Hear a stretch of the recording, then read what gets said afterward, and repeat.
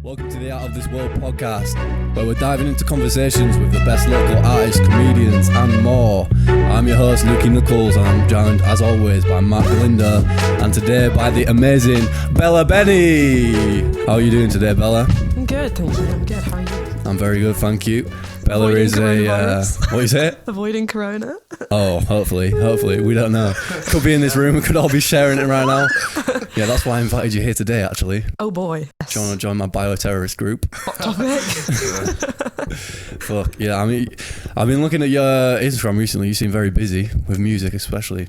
Yeah, I'm actually a little bit overwhelmed at the moment. I don't really know it. I'm like, I look at this list of dates of things and places I need to perform and stuff, and I'm like, oh damn, how did that happen? How did that happen? I posted it, and I was on the bus. I got on the bus after, and like, as I was just sitting there flicking through my phone, somebody else just like popped up into my messages being like, do you want a gig? And I was like, I don't know what to do. So I'm really busy. Really busy. Crazy. How do you find yourself like asking people for gigs, or do people just like message you most of the time? Most of the time people contact me, which I guess is the nicer position to be in. That being said, you do have to be like a little bit discerning, because not all the gigs that are offered to you are actually worth your time. And particularly now that I've got my mum's birthday party. Well, I don't know, like if they're paying, fair enough. I'm actually more likely to say if it's a paid gig, then I'm more likely to accept it. The more of those that come in, the less likely I am to do like the smaller ones. It depends, like if it's going to be like a really good crowd but it's unpaid, I'll accept. And if it's going to be like a dumb crowd but I'm being paid, then I'll accept. But anything like any of the like weird in between ones where you're not being paid and it's not like it's a shit crowd as well, like that's just not worth my time. Fair enough. So that sounds really blunt. Open mics are really good fun. We spoke about that with Addy last week. Quite a lot. He seems to be hitting the open mics pretty hard recently. He does. He is a routine open mic. He's like he's a regular. He's a fiend. He's got a severe open mic problem, I'd say. Addy has an addiction. Yeah, definitely. Addiction. Sorry. What do you prefer? That was bad. That could not go unmissed. I like that one. I'm not gonna lie. Do you find yourself preferring open mics or gigs? I don't know. Like, I really like the sort of informal style of an open mic. That being said, now I feel like the lines are starting to blur, because so many of the people who I see at open mics are also at gigs, and often the gigs that we play around here, because it's quite like a close-knit circle of musicians, usually they involve a jam session anyway, or there's like different people sort of playing at different times, and so it just kind of feels like one big open mic, but instead of like a 15-minute slot, it's like a 45-minute one.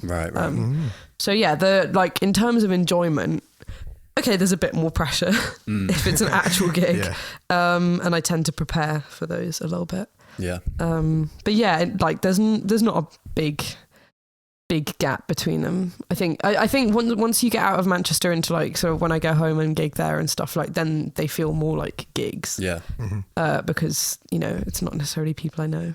But at the moment, do people come to your gigs who like you no idea? Like I've never. That has actually happened. Somebody just like popped up, and after I finished playing, they were like, "Oh hi, I saw you were playing on Facebook. I thought I'd come down." And I was like, "Really? Is that like the one and only time Facebook promotion has ever worked?" Mad. But it worked once, might work again, You never know. That's crazy. Soon the hordes will be gathered outside my road. And then you might need a manager by then. Yeah, you look at me, you're like, nod, wink, wink. Do you want to manage her? No, I don't have any time. I can't manage my own life. Literally. Oh man. Yeah. I appreciate the honesty. No point lying, is there? Yeah. I mean, how do you find, like, I remember you saying you were doing like a 45-minute set once. That seems like a long time to fill. Yes. It's really hard when somebody says, can you do a gig? And you say, yeah, and you accept. And then they're like, oh, by the way, it's covers only. Because like I have a lot of content, as long as it's like a covers and originals. I can do like, I think I'm doing a gig tonight. Well, I know I'm doing a gig tonight, but I think it's like 2 45-minute sets. Right. And that's like I haven't actually prepared at all. Okay. And it's like in a few hours time. Pretty I feel much. like you're gigging so much that is your preparation kind of. Yeah, like my gig yesterday and the night before and stuff, like they're my preparation for today. Yeah. I think. We'll see how it goes. But yeah, so like those aren't too hard to fill because I've got enough like stuff to put in both. Right. Like, both sets. And that because that's a mix. But yeah, no, I really like it is a challenge if it's especially one or the other. Right. I could probably do 45 minutes. I can do 45 minutes solid of covers. Yeah. But I would actually need to put some work in before and like make sure I know everything and remember how to play them. That seems like a weird, almost before like a specific audience, just covers only, like for someone's party or something. Well, yeah, because sometimes they just want stuff that people know and they'll be able to kind of like jam So along to. Like vibe people into it, shut off if they don't recognise it. Yeah, fair enough. So, or at least I think people think that people will. Even though they don't, like sometimes they actually listen up more when it's your stuff. Yeah. Because it's like, for me, I want to listen to more underground artists now because it's like, if you listen to too much mainstream like content and that, it just goes over your head. Yeah, it just goes over your head. But once you find someone who's like, like this music is actually really good, and then you start focusing on them more. Just like I like from a casual, like just like listener and a non-musician. Yeah, non-musician. Yeah, I agree with you actually. When it's really nice to find someone who's like a small artist, and then there's something about live music as well, especially this. If someone's playing live, it's just they can be not that good, and I'll still just enjoy it. Without sounding like really hippie, it's like I think it's something to do with like the energy that you get. Like a live performance has like it's not just the sound, but it's like it's the actual person. And so like I was talking to you a couple of weeks back. It's like I don't really listen to any punk like when I'm just in my room. Like I just don't. But then I go to a few punk gigs and I have a great time. Like it's not like I love the music, but they're just really fun. Yeah, it seems like a lot of fun. Yeah. And so I think there is like a big difference between, like you said, the just listening and the actually being there and seeing and hearing. I think we talked about how easy, like, I feel like punk songs are so easy to play. Yeah. But I thought about it. I had a conversation about this with someone the other day. It's easy to start a punk band, but it's not easy to remain listening to that music over. Like, imagine having to play that music day in, day out. I feel like that's the real challenge of a punk band. I feel like your ears would die. Yeah, you just... So it's all right writing the music, but then you've got to listen to it over and over. Well, yeah, there's this band that I'm friends with a few of the people who are in it, and they're recording some stuff in the studio. Yeah. And their producer put something on his story being like, "Thanks for ruining my evening, guys," because as he's mixing it, he just has to listen to this thing like over and over and over again. He's like, my ears are dying. Yeah, fuck. Yeah, I felt a bit bad, but... You're recording some things at the minute, are you? I am. Is that a secret? Is that out? It's sort of out. Like, Fair enough. Like I've kind of realised I'm like, it's great keeping it a secret, but also just because people know I'm recording doesn't mean they know the sound of it. So it's like you can still build the hype with people knowing that you're recording. Whereas I kind of like completely blocked that out. I was like, if people know, then they'll know. And I'm like, no, they won't. People hear the word "you're recording," they'll hear the sound of the music as well. Exactly. But no, so yeah, I'm kind of like slowly like getting it out there. Yeah. Partly because it's just really helpful to have people's opinions or like guidance. Yeah. And it's a bit weird if you keep asking people questions and stuff like, how would you do this? How would you do that? And they're like, oh, why do you ask? And you're like, well, can't tell that you. I'm writing a book. Yeah. No. So yeah, I am doing some recording. Yeah. How long do you think until you release something else? Because you released something last October. The October before. Oh. So 2018. Was it 2018? It was 2018, yeah. It was 2019. No. It would have gone so much better if it was, because I know so much more about the whole like releasing thing now. I'm not really sure. That's something I'm trying to kind of work out at the moment, because one of the songs is pretty much done. Right. And I think that's probably going to be a single. Okay. That one as well. And then I've got a few more days over Easter. I'm recording 2 more then, and then I'll have hopefully another 2 to do after that. So it'll be an EP of 5. Yeah. And it's just a kind of finding. I don't think I'll actually release any of them until I have all of them done. Right. Because it's just in terms of like like the person who I'm working with, we have this kind of idea that on an EP, because it's such a select number of songs, that each song should be single worthy. Right. And it's like, I don't feel like I can decide which ones out of 5 potential singles can be those singles until I've got all of them. Okay. And I don't think I'm going to have that until at least the beginning of the summer. Yeah. All right. Potentially. That makes sense. Yeah, I feel. But yeah, I hope I'll actually start releasing probably in like August. Yeah. But it's just, from going from having the idea to having the recordings to having like the artwork done to having like contacts to actually like promoting it, because you don't want to just like whack a song out there and not tell anyone. Yeah. So it's a bit of a process, and I'm taking it really seriously. So. Yeah, nice. Yeah. How do you...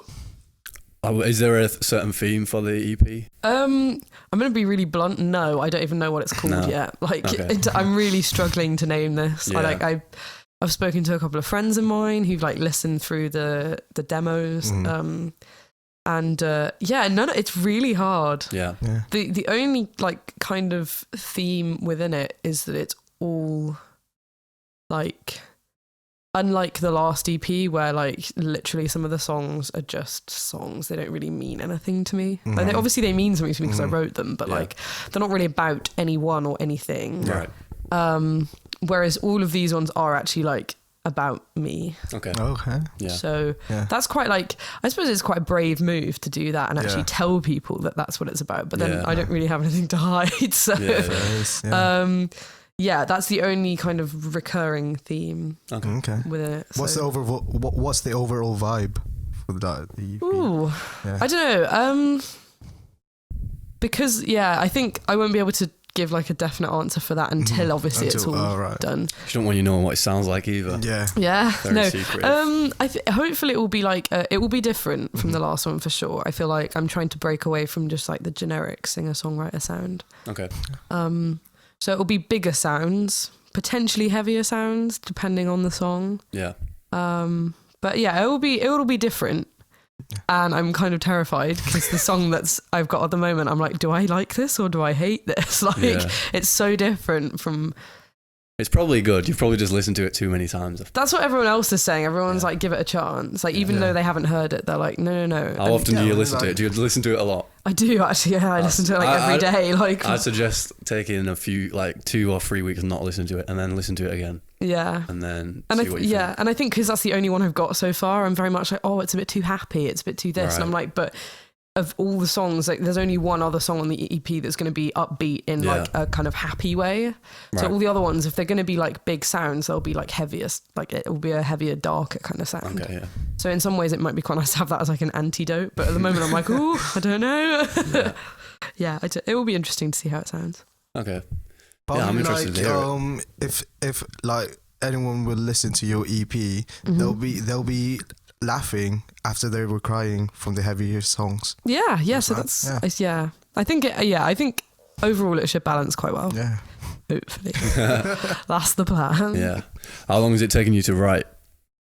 Was it being like, was it like you sat down and thought, I'm going to write some songs for an EP, or has it just been like over the last few years you've written songs here and there? And then, yeah, that's pretty much it. Like, I think the oldest song on the EP I wrote just over a year ago. So that like I said, they're all recent and they're all related to me. So it's all stuff that's like within the last like year and a bit.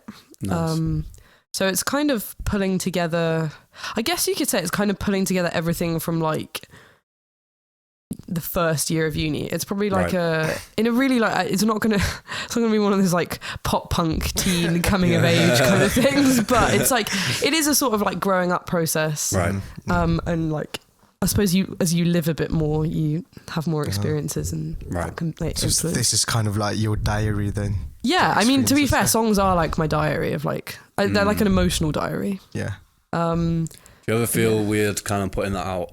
I always feel weird, like where sometimes I write something, and it's personal, real, you know. It's like why? And then I don't, especially if you don't really feel like that anymore, feel that way that when you wrote it, and then it's like, do I really want to release this. For sure. No, I think, I don't know, I used to worry about that until I realised how few people actually listen to the lyrics. Yeah, true. Like, so, like, literally, virtually, I think it's only other musicians who actually listen, like, really listen. So many people just, like, hear a sound and they're like, I like that. Yeah. But yeah, no, only if it's the person... Well, if it's a song that's about a person, it's only if that person listens to it that I really care. Yeah. That being said, I also kind of don't care because, like, at the end of the day, it's like it's my thing. So if they have an opinion on it, I'm like, well, I didn't write it for you. Actually, I did write it for me. So that probably sounds a bit savage, but it's like I care up to a point, but I don't do music for other people. I do it for myself. So yeah, I don't know. Yeah, nice. Yeah, you said something about like the more you live, the more like you kind of have more to write about. Yeah. But, I feel like you've lived quite a lot. You lived as a child. You lived in many different places. I did. Yeah. I do feel like that sometimes at uni. That like I just feel like I've lived a lot in a very short space of time. Yeah. And it's really hard to kind of like you'll be having conversations with people, and I'm like, you know, you'll have to explain yourself. And I'll be like, yeah, I know myself really well. Like, I don't want to do that because I know that won't work for me. And they're like, how do you know yourself? Like, no, you don't. And I'm like, no, I do. Trust me, I do know myself. Yeah. So that can be a bit frustrating sometimes. But yeah, I did grow up all over the place. Where do you want to go through that? Like, to now. The condensed life story of Bella Beney. I was born in the Middle East in Oman. And I lived there till I was 3. You probably won't remember much of that then. Yeah, I remember like really random random bits. What do you remember? I remember a dog stealing my bouncy ball on the beach. It's nothing like that could have been anywhere in the world. That could have been in Scarborough. Yeah, shot that one last week. Yeah, this is where I start thinking like, am I sure that was in it? Yeah, it was definitely. And then just like a few other things I remember like views. Some views. That's cool. Yeah. Not much else, but yeah. And then when I was 3, we moved to Holland. Oh man. And I lived there till I was 5, so that was a solid 2 years. Yeah. It's very flat and very boring. No offense, like Dutch people are very nice. Yeah. It's a cool place. It's very like efficient. Yeah. But it's not like interesting. Right. I think it get like if I was like this age living there now, I'd be like, oh, this is so cool. But like it's just like I probably could have been living here. Like it's just like another place. Where do they walk? Just walking and it never changes. Just walking and cycling and just... I mean, especially you're a geologist, you'd hate it. There's no hills, there's no mountains. I lived near like the one hill. Oh really? Yeah. Oh. There's this one hill called like Haagskebosk or something. Okay. And if anyone Dutch listens to this, they'll be like, what was that? So there was one hill. Yeah. Which you could cycle to the top of and then like fly down. That was fun. Maybe that's why you're so into rocks and stuff now, geology, because that was the only fun you had on that hill. I know. And then when I was 5, we moved to Brazil. So that was like very cool. So it feels really weird now because obviously I've lived in the UK. We moved back in 2009, so obviously I've lived in the UK for almost 11 years. Yeah, which is really strange. And yet I still, even though I've now spent like almost more than half my life in the UK, as opposed to like abroad, and like well over the majority of my life not in Brazil, it's still the place that I sort of go back to in my head. Right. And I don't know if that's because of the age I was. Like, whereabouts in Brazil did you live? Rio. Rio. Yeah. What do you remember the food? What was the food like? I bet the food's so good. Food is so good. Yeah. The food, the food is one of the things I miss the most. Yeah. Like I make the food here. Oh really? What's your favourite Brazilian dish? It's really simple, to be honest. Like their food it's not exotic or anything. It's just a lot of rice, a lot of beans, a lot of meat. Right. And I went to a Brazilian buffet once and it was pretty much just all meat. Yeah. It was just so good. Much meat. Yeah. It was nice. No, it's wholesome food. Yeah. So like I was a bit it'd been raining here for a change, for like 3 weeks non-stop, and I was like, I need to pick me up. So I made a big plate of like Brazilian food. Yeah. and just sat in my room like listening to Brazilian music. I was like, okay, I'm not in the UK anymore. Oh, it was good. What type of music is it? Again, it sort of varies, but there's obviously samba. Yeah. And a lot of like bossa nova kind of stuff. Yeah. So that's like, the samba is like the heavier side, like the drums and all that. And then the bossa nova has got like the samba rhythms, but it's really chilled out. And they have these little like, they're like ukuleles, but they're not. I don't know what the difference is, but it's a thing called a cavaquinho. Right. And they're like little guitars. Cool. And they use a lot of them. And then you've got MPB, which is Música Popular Brasileira. Okay. So yeah, popular Brazilian music, if you will. Right. And yeah, it's basically just like, if you take, it's like their version of reggaeton. Okay, So it's like the like Brazilian pop. That's why like all those kind of countries love reggaeton music. Yeah, they do. Yeah, and then you have forró, which is like another kind of music, and that's like their folk music. Right. So if you took like American country music, it's like their equivalent. So and with like, and those are just three, like, but they have all the other genres and stuff. Yeah, but yeah. I always find it really entertaining listening to like rap in other languages, because in my mind it just sounds strange. Yeah, I Like, can not that imagine. it Can you should. speak Portuguese? Yes. Yeah. Yeah, I Can can. you still speak Portuguese now? I can. Yeah. You practice it with you speak to people you met there in Brazil? Yeah. I speak. I speak mostly to my family, to be honest, in Portuguese. So like my dad rarely, like if he's going to message me or something, he'll rarely message me in English. Oh, really? Yeah. Is he from Brazil originally, or? He's not. No, this makes my life story even more. My dad's Swiss and my mum is English, so we have like that another international dimension there. Yeah. But yeah, he only speaks to me in Portuguese if he's like. That's mad. And then at home, because of all these like different places, we have this like really weird mix of like. Every sentence is in a different language. Yeah, it's like we speak like I'd say 80% English at home. Like it's definitely we speak English at home. Yeah. But within that. Like there's a lot of Brazilian words. There's quite a few French words in there. There's the occasional Arabic one. Okay, Never really know. So can you speak Arabic now? No. I can say salam alaikum and that's it. Okay. That's yeah. And my Dutch isn't good either. Yeah. But I'm not going to beat myself up over that. I was 3. Yeah, fair enough. Yeah. And count to 10. Not many people speak Dutch either. Like. Yeah, and the problem is when you go Outside to of Holland, their outside English of is better Holland. than yours. Oh, really? So it's like if you try and speak Dutch to them, they'll be like, "Why are you even trying?" Like Yeah. everyone here speaks English. Yeah. Yeah, makes it quite difficult. Yeah, I feel like English people just can't learn a language now because everyone just speaks English. I know. So It makes it really hard. Like you go somewhere and then they realise they hear you struggling to speak their language. Like, oh, well, this person's clearly English. Yeah. Oh, I know. Just, The struggle. But do you think like they gloat at the fact that you're trying your hardest, but you're trying to make you're trying to make a fool out of yourself, and then like after they've stopped gloating, they'll try to like help you at that point because then they just pity you. Yeah. I don't know. I think English people are easy to hate. Yeah, if that's what you're asking. I have discovered that. Yeah. To be honest, like. People just don't like English people, which I sort of like. I'd imagine that, yeah. Like if I wasn't English, I'd definitely hate. To be honest, English. when I like. What do you mean? We love the English people, especially like the. No, I'm saying if I wasn't English. Yeah. Oh yeah, you've got to say that because you're an immigrant. Yeah. basically, like You're like I love England. Brackets, I hate it so much.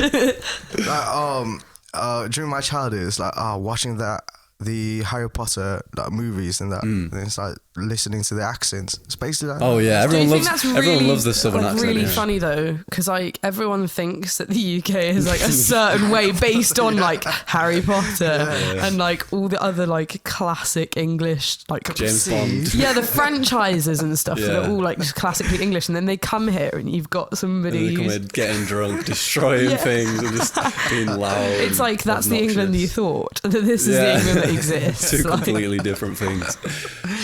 and everyone seems because it's really small. Everyone thinks Yeah. you know people, so they're like, "Oh, do you know Daniel Radcliffe?" And I'm like, well, "No, not like Yeah. personally, Went to my no." high school. Like, That was so weird. yeah, There's so many different accents as well in such a small area. Oh yeah, It's yeah. weird. Mm-hmm. very. Is it like that in the Philippines? Yeah, Is there a lot of definitely. different accents? No. It's not accents. It's more of dialects. Okay. So it's like complete different language. Yeah. Does that make it really hard to kind of move around, or is there like? But there is a national language that everyone needs to learn. Yeah. But accents, nah, not really though. Yeah. Not an accent, but if it's a completely different language, then but everyone speaks like the main language in the same accent. That makes sense. Like, not really, but like you could say that there's only two main accents in there, because it's like that if we speak the main language, right? Because I'm from the southern part, and then we got different dialects over there. I've got a different dialect. So if I speak the main language, right, I'm gonna sound southern, like that. So like I speak Bisaya, so I will have a Bisayan accent if I speak the main language. Right. But then those in the northern part, the ones who like can only speak the main language, like they've got their own accent. I suppose you could do that with the UK. Like there are like southern accents and northern accents. Yeah, I guess. And within that, you have like you could have a northern accent, but that could be anything from like Mancunian to like you could be Geordie, you could be from Liverpool, you could be like. But for like in the UK, like the thing is because it's too distinct. Like you can actually hear the Mancunian accent, the Liverpool accent. But back in the Philippines, it's more of like like he's a Bisayan, or like. Yeah, he's from the northern part, and then that's it. Okay, fair enough. What do you ever plan to go back to any of these countries? Yeah. I don't know. I have quite a few friends in Holland, so it'd be quite nice to go back and see them. Shout out to your friends in Holland. Yeah, big shout out. A lot of them support my music as well, so that's really sweet. And then obviously Brazil. Like, it's really hard to like afford to get there. Do you know what I mean? Like it's quite expensive. Seems like a place there's probably not many flights to go to. There's surprisingly like quite a few. Oh really? But it's just like I don't know, because I wouldn't want to go there on holiday in the sense that I would go on holiday to somewhere else. Right. Like I'd actually want to spend like a solid amount of time there. And so it's quite difficult to find like a block of like 4 or 5 weeks where I can just be like, right, I'm off. And actually have enough money to do that and support that. So it's all about finding time and funds to do that. But definitely, there's like no question, I would 100% go back. I'd like you got to live some there money, again. some time, and then you're straight off to Brazil. Yeah, exactly. Or somewhere else. Like, to be fair, I just like traveling. So. Anywhere different to England, anywhere warm. Maybe I should do like a little tour of my EP. Oh yeah. when I get some money. World tour. You heard it here first. Yeah. Get ready, world. I'm coming.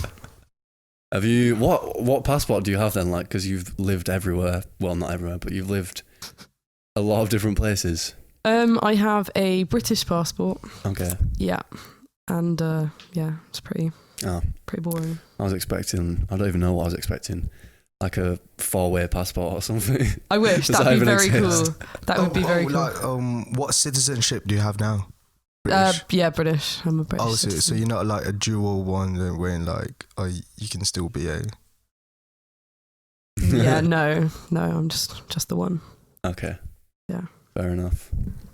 Do you feel like, do you ever write about kind of the times where you lived in other countries? Do you ever write about the cultures or anything like that? I mean, I haven't, to be honest. I don't know why. Probably just because more, I guess that's more of like just who I am as a person. And so I assume I don't say anything about it. Okay. But yeah, I think for sure, like elements of those places come into the music. I'd actually like one of my like aims for this year is to start covering more songs in like French and Spanish and Portuguese and stuff. Yeah, that'd be cool. Yeah. I mean, it would be a bit of a flex to go into like studio bar and whack out some Brazilian music, but it'd be fun. Yeah, definitely. It'd be fun. It definitely would. Something in, it's definitely in Spanish. Spanish people love it when you speak Spanish. They fucking love it so much. And there's a lot of Spanish people out there as well, so. There's like, that's the thing which I really like about being in Manchester is there's so many different people from so many different places. And it's just like, it never gets boring. Yeah. It's great. Just everyone from everywhere, pretty much. Yeah. It's like I've never been to London, but I imagine is it the same thing but bigger? Yeah, I much prefer Manchester, not gonna Really? lie. Yes. Why so? I don't know. Like, I like London in the winter, but I hate London in the summer. Why? It's too busy. Yeah, it's just like nowhere is, and particularly for like the last few years we've had. So it's like I quite like warm weather and stuff, obviously, because I've sort of grown up with it. But it's like, at least in those countries, most places are designed to like deal with it. Okay. But you get onto the subway in like Rio or something, and it's great, and they're all really big, and like it's like a fantastic network that they've got there. And you get onto the tube in the middle of the summer in London, and you're like, it's actually like being in an oven. It's kind of disgusting. Yeah, it doesn't seem like it would be. Yeah, it just seems. Yeah, it's kind of like sweaty. Yeah, exactly, and like the Thames smells. Oh, that's great. Like it just smells, and like everywhere smells, and there's no AC anywhere, so everywhere's like really stuffy because we don't have big windows in this country, really. How many years of global warming until we get air conditioning? That's what I want to know. Yeah, literally. No, that's it. Within the next decade. And it's such a big contrast from like, so I tend to go and see my family in Switzerland every summer. Yeah. It's like, it's really strange because I was there once, and they have this, like, in Bern, in the capital, they have this big river that runs through. Right. And it's beautiful, and people swim in it, and like, really? you do this That's thing. so different. Yeah, you do this thing where there's this place called Turn, and you can get into a boat, and like, well, you take your boat with you on the train. You like take like a little inflatable dinghy in its bag, and then they have these like inflation stations. Okay. And you just like inflate that, or those like rubber ring things. Yeah. And then that's so cool. Yeah, and then you take a cold box and you put all your beer in that, and then you tie it to your boat. You stick it in the water so it stays really cold. Stays cold. Yeah. Yeah, and you just spend like 3 hours floating from like one town into the center of the city. That sounds so And then good. you get out and just like sit on the side. And like you just have like an actual booze cruise. That sounds unreal. It's so good. And then somebody turned to me, they're like, so "So do fun. people do this in London?" I was like, "No. If you went in the Thames, you would die. Yeah. Like you actually have to go to hospital if you fall in." Like it's so different. It's really weird, and that's I feel like Switzerland's just much cleaner country. They just got their shit together much more. I feel like. Yeah, I don't know, but it's not like just there. Like there are places in Germany. I think there's places in France as well. I think it's everywhere other than here. Yeah. I'm pretty sure we learned about this in our course, actually. We were like the last people to get a sewage system where you clean the sewage or something. We used to just pump it into the sea, into the water and shit. That still happens as well. It's disgusting. Really? Yeah, so it's like if it's like flooded, obviously the sewers don't just like fill up with like sewage, but they like fill up with just like groundwater. Oh yeah. And when it gets when they get too full, they just have like sewage outlets. Yeah. You're not supposed to go surfing after it rains. Yeah, and stuff like that. And it's just like, how are we a first world country and yet we still have like basically shit being pumped into the sea? Yeah. That's not okay. Yeah, grim. I mean, this we'll podcast took a turn. Yeah, talking about living in a nice sunny country to talking about shit. Yeah, flying into the ocean. How do you find the time to write music with everything that's going on? That is a very good question. I don't know. I'm really bad at writing stuff now. Oh, really? So I used to when I was back when I was in school and stuff, and obviously like you're busy, but it's kind of like a different kind of busy. Mm-hmm. And I used to be really good at like sitting down and writing a whole song in one evening. Yeah. And like I literally cannot do that now. Like really? The last time I did that was about a year ago. Oh shit. And the thing is, I don't know whether it's good or bad because the actual quality of the songs is so much better. Right. Like when I was at school, I used to churn out like 3 or 4 songs a week. Do you think that's because it takes you long because you think about it more now? Before you just used to like be like, oh, this, where now it's like this, or maybe this, or maybe this. And then it's like, oh no, that sounds better. Yeah, for sure. And it's kind of like, I know that if you have to think too much about a song, then it's not a good song. Yeah. So there is that element. But then there also is like, if you're going to write really blatantly honest stuff, you have to make sure that you put it in like a good way. Or not like in a good way as in like to sugarcoat it, but just to make it like so that it's not like selfishly about you. Yeah, I know what you mean. So it's not like, it's not so obviously about you that everyone's like, I can't relate. Yeah. Who invented that? It was like Edgar Allan Poe or something. One of yeah. those people where it's like saying exactly what you mean, but in a way that doesn't make it sound like yeah. it is what you mean, if that makes sense. So you know what it means, but to other people, it could be something that you can apply to yourself as well as other people. And I think that's a really valuable skill to work on as a musician. Like, I'm not saying I have it down. There's some there is some quite blatant stuff in my music. Yeah. But that being said, I feel like that's the thing I struggle with the most with writing. I just not creative enough to come up with like metaphors and stuff like that. There's too many. I quite like it. Like, I always find it really sad when you hear that people don't listen to lyrics, because there are some like really intelligent lyricists out there. Yeah, yeah. And it's like, if they were a poet, everyone would be like, wow, that's incredible. But as soon as you, like, for some people, as soon as music's put to it, it doesn't become the words anymore. It literally just becomes the melody. Yeah. And I think, you lose that. Like, a song isn't just one or the other. It's like the mixture of both. I think, yeah. Do you listen to any rap at all? No, not really. I mean, a bit, but not like exclusively. Yeah, there's a lot of so obviously there's a lot of rap that's kind of just talking about the exact same thing, partying and doing drugs and stuff. Ooh. There's a lot of lyrical rap as well. That's and there's a lot of intelligent rappers out there who, like some of the thing, like to have a flow and like the rhythm, and also be able to say so many words and make it all make sense. Yeah. It just blows my mind. I've been listening sometimes. to Tom Misch quite a lot, and he and Loyal Kana. Loyal Kana's good, really nice. And I think his flow is like, it's really like, it's quite slow rap. Yeah, if you know what I mean? It's a weird flow, but it's thoughtful. Yeah, and like that's what I quite like. Yeah, there is a lot of rap out there that's like that. You just gotta find it. Yeah, so it's kind of like, I don't just want to hear somebody being like a bit angry. Yeah.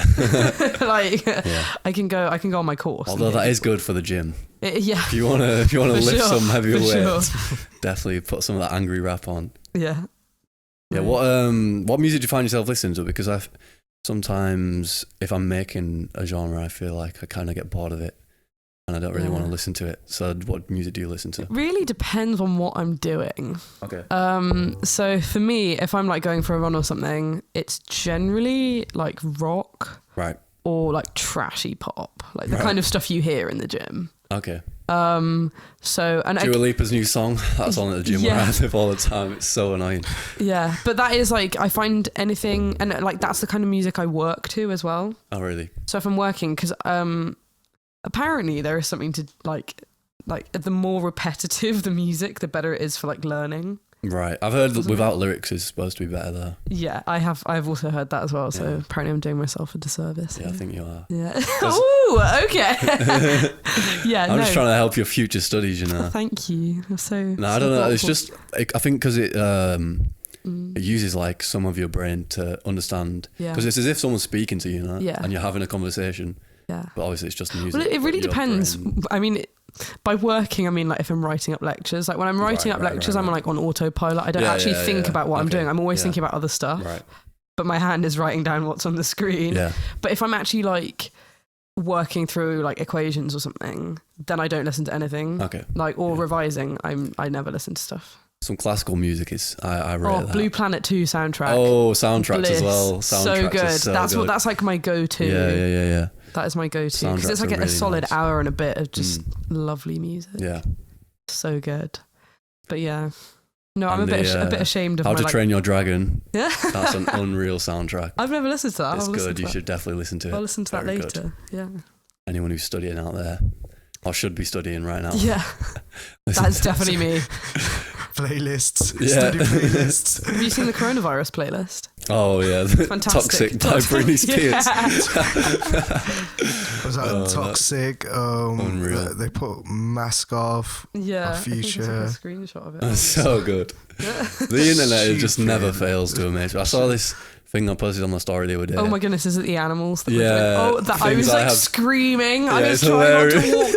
I was walking down the corridor and I clicked on it and I was like internally just like crying. and externally had to keep it together until I got to the study room. And then my friends were having like a really like serious conversation with a lecturer, and I was actually crying. For anybody listening, it's called Things I Have Drawn. And it's basically where someone photoshops children's drawings into a real animal, and it's fucking hilarious. It's probably the funniest Instagram Actually, thing I've I seen was in a while. genuinely crying. Yeah, it's fucking so funny. Down my teeth. It is so funny. Oh my god. What? It's the teeth. What is up with the teeth? Yeah, Tadpoles with like triangular teeth. Oh mate, every single one is just. Some people just need to get their head checked out, because who thinks of doing that? Some people have too much time. Yeah, literally. Who has the time to do that? What? Have you ever had like writer's block? And Yes. yeah. Ironically, one of my songs is about not being able to write songs. Yeah. I've written a song like that before, yeah. And it's like, I was just so fed up. I hadn't written a song in about 6 months, and I was like, this is ridiculous. Yeah. What is happening? I'm bored of all my songs. I hate my music. And I was like, right, let me write a song. Yeah, and it was like exam season last June, and it was like 1 a.m. and I was like, my neighbours are going to hate me so much. But I did it anyway, and I really like it. And still passed, so... Yeah, I still passed. Yeah, nice. Do you play that now? I do, yeah. Yeah, really? It should be on the EP, yeah. Oh, nice. Yeah. What's it called? It's called Inarticulate. It's about Inarticulate. not being able to articulate myself. Okay. Yes. That I had That's to nice. put it in the like poshest way possible. Yeah. You have to say it, but not actually say it. Yeah. Mm. I always love like introducing that one, and everyone's like, what? What's it called? It's called what? In a what? In a what? Yeah. How did you? So you once you wrote that song, did you feel like you were back into it? You know, like back into writing again? Kind of, yeah. Because it's sort of like the thing that scares me is like, because it kind of happened after I released the EP. Like as soon as I released it, I just didn't really write any songs, and I was like, "Is that going to be it?" Like, no, there's no more songs ever. Yeah, that's the only music I'll ever do. That's all I'm ever good for. I'll listen back to it in 30 years and probably hate it anyway. So it's like, I was sort of low key scared that I couldn't do it anymore. And then it was the Do you fact think that that's what kind of brought it on in the first place? You thought you might not be able to write stuff that's as good as what you've already written? Yeah, kind of. Yeah. Now I'm not so scared of that, because I think the stuff I've written since is better. Yeah. What I like to think it is. Yeah. I don't actually know if it is. But yeah, so I'm trying not to think too much about like...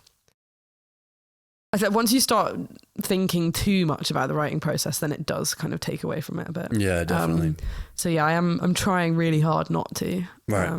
And kind of just going with the flow. It's like I really want this next EP to be like a big success. I want it to kind of like open up a few avenues for me. You know, get some more people listening, like not just in the UK, elsewhere. In Brazil, hopefully yeah, do a tour there.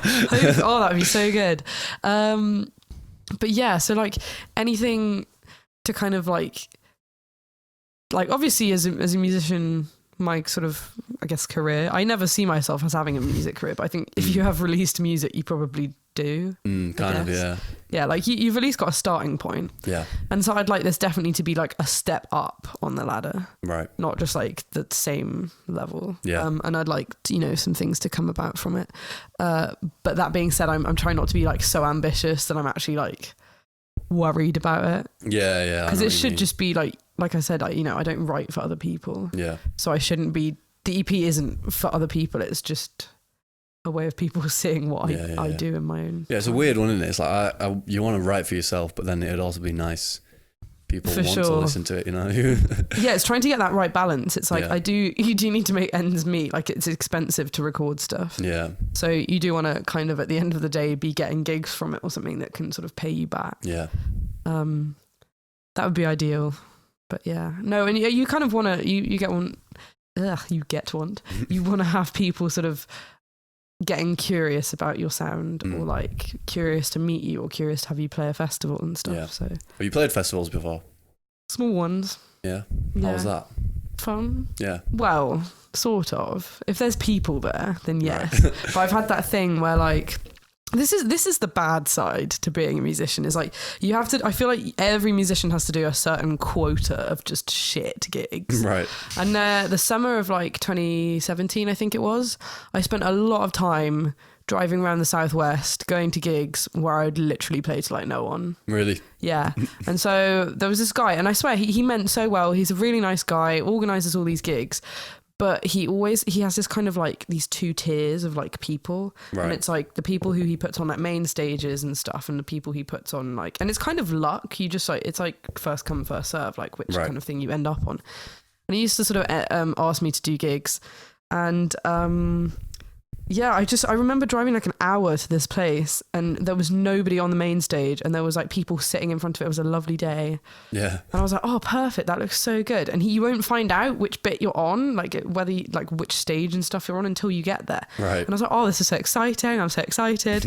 And then he was like, he wasn't even there. And somebody was like, oh yeah, follow me this way. And I was like at the back of this tiny little tent when literally nobody was. And I was like, there's no one on the main stage, and there was a crowd there who want music. Yeah, and I'm weird. at the back of this tent where nobody can even see me. I'm that far back. Was anyone there? No. It was just you were playing to yourself. Yeah. That's hilarious. Apart from there was like one person. What time was it at? It was like mid-afternoon. So like, It's not too bad. yeah. So For a probably, like, festival though, people are still sleeping. Because it wasn't true. like it was like a family festival, so you know, with like small kids and stuff. Oh, so yeah. I think it would have been okay time, because like my Yeah. vibe's quite so chilled like, anyway. Like kids and that, yeah. So yeah, the kids would have been running around. The parents are just having a few beers on the grass, kind of thing. Like, so yeah, I have spent a lot of time doing that. Yeah.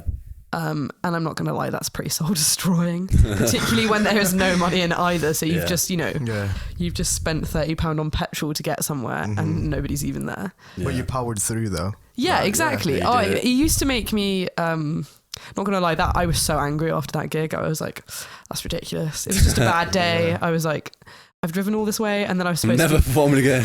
No, but I was like, I'm not working for that person again. Oh, okay. And I haven't. right. So that's Yeah. good. I mean, I've done a little bit, but like not I very much am now. I think that there's a point as a musician where you have to take a stand and say, Yeah, look, definitely. I'm worth more than just driving aimlessly around the southwest, not to be listened to. Yeah, I feel like there's a point where you could be like, oh, I'm getting other gig offers. Yeah. So it's like, For sure. I don't And need there's- to. Yeah, and there's a whole element of like, there's a really fine line, I think. I mean, this applies to life as well as just music and the arts and stuff, but there's a fine line between being like arrogant about your music, but taking pride in it. So you want to have enough confidence to say, look, I know I'm good. Yeah. I know I'm worth you paying. Yeah. I know I'm worth your time. And, you know, like, you need to make it worth my while. Yeah. Kind of thing. And there's a very fine line between sounding like a complete dickhead saying that, but also it's kind of I mean, like not really, because you've put like hours of yeah practice, hours of writing, Exactly. that Yeah. people don't really appreciate how long it actually takes to write. all the Or a good effort song and the for life. confidence that it needs to actually commit to a gig and drive there and stuff. Like, I'm not saying I find it Yeah. difficult. I don't, sit there quivering before each gig. Like, I Yeah, don't. but I mean, your first gigs, I'd imagine, when you maybe not quivering, but you're probably quite nervous. Oh my goodness, I used to get so scared. Yeah. No, particularly, I actually stopped. So I came from like a classical music background. Right. That does not mean my theory is good. My theory is You used to be an awful. opera singer, right? Yeah, I used to Yeah. do loads of opera and stuff and play the trombone and be in the orchestra and all that kind of stuff. I was always the worst member because I didn't know my theory. But also because I was more interested in writing my own stuff. So the teachers would be like, have you practiced? I'm like, no, but I wrote this. And they're like, well, that's great, but can you maybe practice next time? And I come back the next week, they're like, so did you practice? I'm like, a bit, but I wrote this. It's like, no, stop. I came from a classical background and I used to be terrified. Really? Like, we did some pretty big gigs when I was at school, the choir. They used to go on like BBC Songs of Praise and stuff, which meant like going on TV, like big audiences of like a couple thousand, in big venues like the Royal Festival Hall and like the Barbican and stuff in London. So like proper famous, somewhat like internationally renowned classical venues. And I literally used to think I was going to pass out on stage, and that's just like, it just used to be the worst because I could see you had to wear like a long dress, stand really still and look a certain way, and like there's a lot of like stage etiquette, which has been really valuable for me because it means kind of like in terms of like performing environments, I feel quite comfortable anywhere now. I reckon that's probably definitely it's been good. been good for you. But in terms of like because I do get a bit nervous anyway, but it was just the fact you had to stand there still on the stage and like you have all this nervous energy and it can't go anywhere. So if I was ever acting at school, I didn't get as nervous. Okay. When I play now, it's not even, I can't even put them on the same scale anymore. Like it's almost like it's negligible. But you can actually move around. Yeah, because you just have a bit more freedom. Yeah. Whereas here, I'd be able to like look down and see like the bottom of my dress just like quivering because my legs were shaking so much. And it's like, I used to get fully like dry mouthed. Yeah. Be like panting. I was like, I actually can't do this anymore. I can't keep doing this to myself. So I stopped doing that. In opera, do they sing without microphones? Yes. Yeah. Yeah, all of it is unamplified, so you have to have. Mad. You must have a good voice now, then. Yeah, except I I've never. heard it is a good if my voice. singing teacher was listening, she would hate me so much. I never warm up or anything now, so I'm a bit worried that I'm sort of slowly killing my voice and will end up having to have some horrible surgery or something. But yeah, that's another thing I'm working on this year is actually just like improving my musical routine. Right. So like in terms of like just guitar skills in general, I do want to be an actual good musician as well as just like messing about and writing a few songs. I'd actually like to be able to respect myself from a musical point of view, not just as a. Okay. Yeah, I don't know. Yeah, I mean, I feel like it's definitely hard to balance life and writing and practice. Yeah. Because you can sing songs. But that's not really practicing, that's just singing a song. Yeah. You've got to like do things that you don't want to do difficult things that you can't do. Yeah. And then you've got to repeat that hundreds of times and then eventually you can do it. And it's just I don't know about you, but I just find myself like with guitar, I'd rather just sit there and just noodle and just play songs and shit. Yeah, and it kind of, I sort of have this like ping pong thing when I'm at home. So I like sit at my desk and I'll be listening to music and I'll think, that's cool. Yeah. I want to play some guitar now. So I get up from my desk and I go and play my guitar and then I try and do something and I get frustrated. I'm like, oh no, I'm going to go back to work. It's so much easier just to like write a lecture. Like do that instead. Yeah. And then I'll sit there and I'll get a bit bored again and then I'll go back to my guitar and it's like I never actually get anything fully done. So that's probably more productive though because it's like you're having a break from both. Yeah. Yeah, I don't think I could do 100% one or the other. I don't think I could ever fully work without any music, and I don't think I could ever do any like music without my rocks. That's mad. My rocks are my rock. I can't do that at all. I have to focus on one thing. Okay. But it's not even a break for you because it's more of like, you're doing your writing, your lectures, and then the next thing is that, you're writing something for like music. Yeah. So like, can you class that as a break? Definitely. Yeah, I feel like it's not. You're using different parts of your mind. If I really, really, really need a break, I just kind of go off the radar. I feel a bit bad. I sort of did that yesterday. I just didn't go online. Yeah. I fully just didn't like look at my messages or anything. Yeah. And I feel a bit bad because I just can't be bothered to be like, you always have to be on the end of the phone and stuff. And I'm like, I literally cannot be bothered. So I'll have my phone there. I'll see the messages or like the notifications coming in and I fully will just ignore them. Yeah. I do that. Like sometimes I'll go days where I just check my phone like once. I'll just reply to messages a few times. Like I did that over Christmas as well. I just didn't go online for like a week. And I feel like I just deleted your social media or just just left it. I just don't look at it. Just don't look at it. And it's not like, and I feel a bit bad because it's almost even worse. It's like I see everything that I should be looking at, and I deliberately don't. But I mean, it doesn't affect anyone's life that you didn't.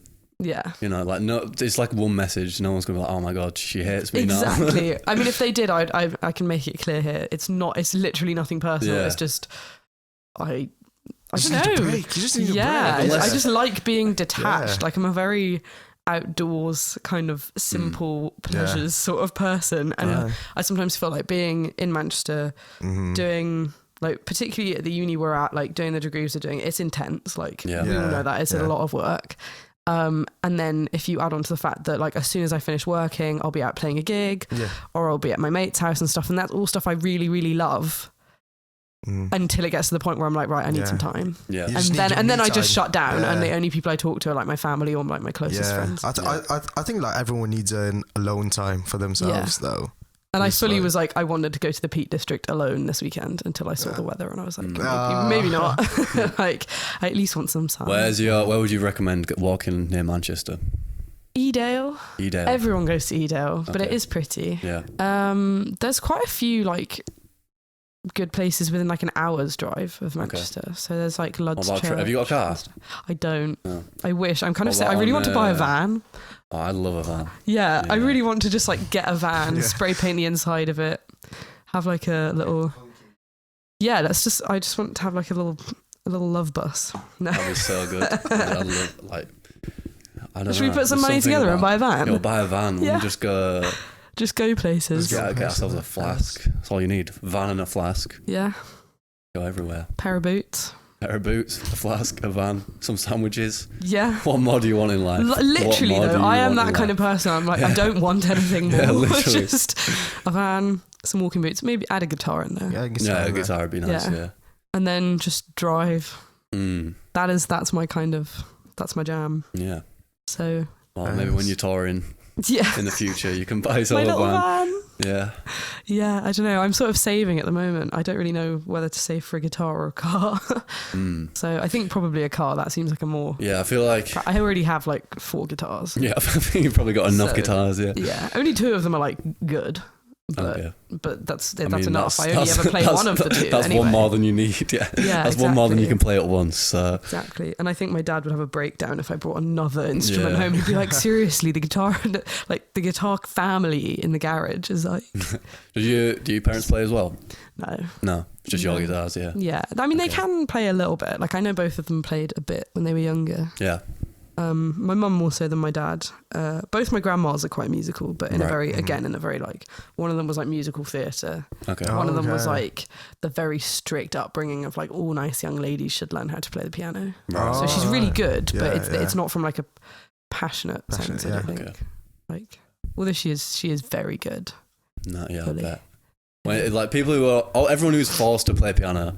If they stick it out, they're always so good. So fucking And she's good. like, she is a model of discipline as well. So like she obviously got her skills down and kept working at it and kept working at it and kept working. If you had kids, you reckon you'd force them to learn an instrument? Like, say if they started and then they wanted to stop, would you be like, make them carry on? No, this is really weird. I've already thought about it. I think because they'll probably grow up around music anyway. Yeah. Because I would fully be the kind of person who'd like sing them to sleep or something. But they might end up like, when they're a teenager, might end up, they're resenting you like, fuck music. Yeah, exactly. So I would never actually force it on them in terms of like if they saw me playing and were like, what are you doing? And they show interest, then of course I would be like, yeah, go for it.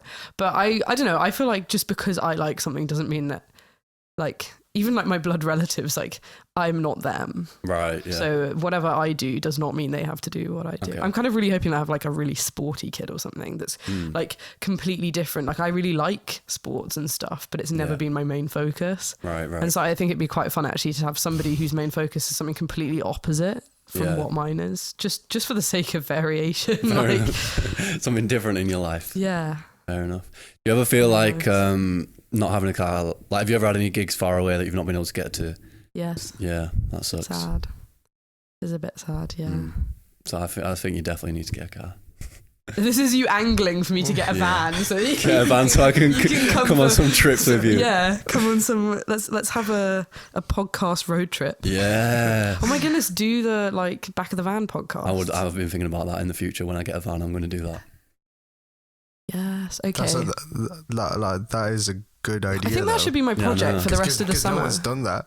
Like maybe just get like a beat up van and do it up. I've always wanted to do that with something like to get, and I'm not talking about like a van. I'm talking about like one of those like small vans. Yeah. Like the kind of half vans. Right. Yeah, I know what you mean. Yeah. Like plumber vans. Or yeah. something. But just big enough to count as a van, but not so big that it's like very expensive. Big enough you can have seats in the back, a little table maybe. Yeah. Yeah. Something cute where you could just like have a, I don't know, shelter from the rain, a little picnic in the back of my van. Yeah. Nice.